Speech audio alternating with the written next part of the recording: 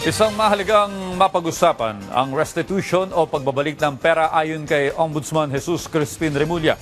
Ito'y kasunod ng pagpapakita ng intensyon ni Saldico na makipag-usap sa pamahalaan. Kasabay nito, inalmahan ni Remulla ang umano'y requirement na dapat pang dumaan sa plenary para makakuha ng SALN ng mga mambabatas. Yan ang report ni Rod Dagusan. Kinakailangang magbalik ni dating Ako Bicol Representative Saldico ng pera kung seryoso siya na nais na makipag-usap sa pamahalaan matapos na madawit sa maanumalyang flood control project sa bansa. Ito ang binigyang diin ni Ombudsman Jesus Crispin Remulla kasunod ng mga filler o pagpapatid na nais makipag-usap ni Ko. Sabi ko nga, basta restitution, pag-usapan kagad. Kasi kung talagang willing kayo, then magsauli kayo.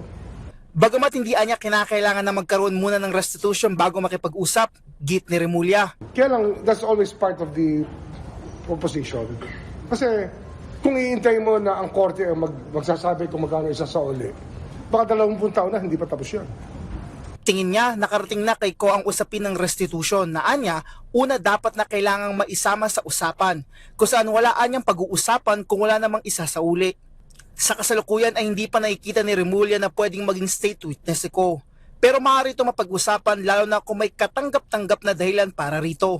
Inalmahan naman ni Remulla ang sinabi sa team ng Office of the Ombudsman na kinakailangan pa munang dumaan sa plenary ang pagpayag para makakuha ng SALN ng mga mambabatas. Walang ganun eh. Hindi dapat padali sa plenary. Nasa Congress ako dati. Kabisado ko yung plenary. Hindi namin ginagawa yun. Marami na imbestigahan sa PDAP nun. Hindi dumaan sa plenary. Marami kasi nagre-reklamo siguro congressman, ayaw nila maimbestigahan. Pero tatamaan naman sila eh. Kahit anong gawin mo. Dagdag pa niya, may posibleng conflict of interest sa Secretary General ng House of Representatives na dati anya nagtrabaho sa Kamara. Nababagalan din si Remulla sa pagkilos ng AMLAC, kaugnay pa rin ng investigasyon sa flood control projects. Ang bagal na nila, dadaan pa sa korte pagkatapos, di ba? Dapat dyan, mabilis sila. May AI naman, meron naman silang magagamit na they have the expertise, they're the experts. Anya maliit at kulang na kulang pa ang nasa 25 billion pesos na halaga ng assets na nasa ilalim na ng freeze order.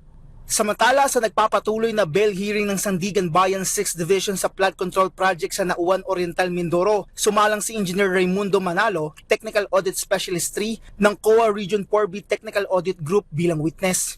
Dito ay kinesyon ng defense ang ginawang inspeksyon noong October 2025 na ginawa ng gabi at ang paggamit ng phone camera na dala nila para sa pagkuha ng mga larawan dito. Sinabi din niya na nasa 3 meters lang ang nakita nilang haba ng steel sheet file na pareho sa una ng ginawang inspeksyon ng DPWH kasama si Secretary Dizon. Inaasahan naman na sasalang sa witness stand si Oriental Mindoro Governor Bons Dolor. Rod Lagusad para sa Pambansang TV sa Bagong Pilipinas.